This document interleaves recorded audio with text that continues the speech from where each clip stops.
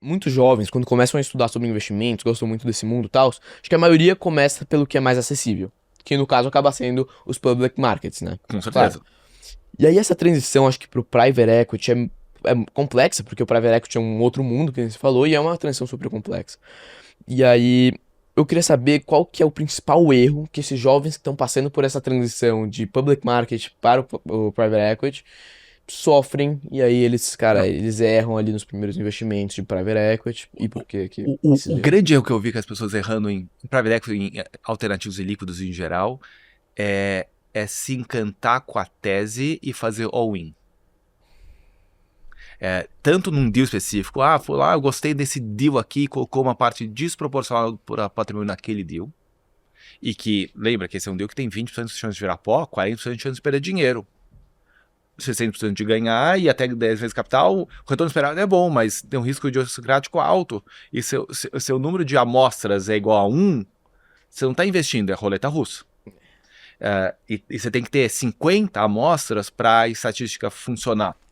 E se você faz all-in 1, você não vai ter nunca 50 amostras. Uhum. Esse é o número 1. Erro número 2 tem o conceito não só do ativo, mas da classe de ativos, tipo VC. A gente mede, as famílias investem via em fundos exclusivos estão na CVM você tem dado público. Eu não sei Sim. exatamente quem é o dono do fundo, mas eu sei que é um fundo de uma família. Uhum. E eu consigo mapear. E a gente vê o quanto que das famílias investiam em alternativos. Até 2019 vou não lembrar o número de era 1% da carteira, se tanto. Sim. E estava crescendo aos poucos, diversificado. Veio 2020, 2021, foi de 1 para 8% da carteira, tudo investia em um ano. Não faz sentido nenhum. Não faz sentido nenhum. E daí, errei. Errei, investi, e daí reclama, putz, eu não tô indo em liquidez, o pessoal não tá me devolvendo dinheiro de volta. Você colocou todo o seu dinheiro num único ano e investi. Uhum. E por acaso deu errado. Sim. Esse é um erro. E por que colocaram VC? Tinha aquela coisa do FOMO, putz, vai tudo certo. Você fica com muito medo de estar de fora, você entra, mas você entra com tudo e não aos poucos. Né? E VC não tá errado, é maravilhoso investir VC. Sim. É um momento que, em retrospectiva, era um momento ruim, mas não dava pra saber na hora. É impossível em 21 saber que ia dar ruim. Sim, claro. O que dava pra saber é que você não pode colocar de 1 para 8 no único ano. Isso era óbvio. Fato. Boa, entendi.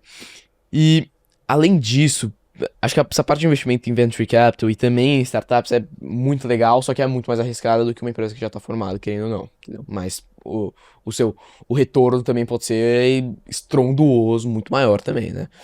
Então, pensando nisso, você acha que startups no Brasil têm a mesma chance de dar certo do que startup gringa hoje em dia?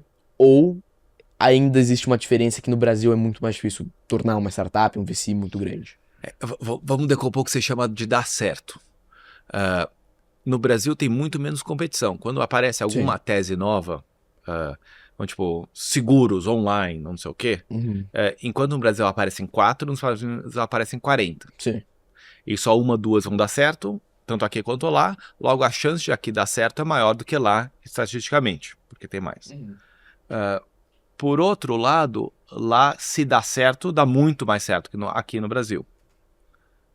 Então daí a pergunta é, o seu retorno esperado com startups no Brasil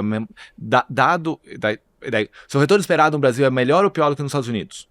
E o retorno esperado é uma função de chance de payoff, e quanto o payoff você tem e quanto você pagou por isso. Sim. No Brasil se paga a mesma coisa do que se paga para uma startup nos Estados Unidos. Aqui tem um pouco mais chance de dar certo, mas se lá dá certo dezenas de vezes mais.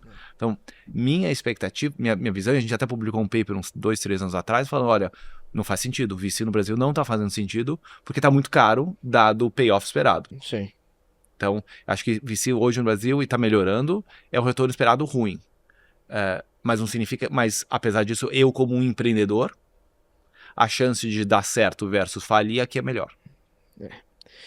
É complexo isso de startup, né? O risco é muito grande, mas faz sentido isso. Nos Estados Unidos, a chance de, cara, você ter algo bem maior e se der certo, vai dar muito certo, entendeu?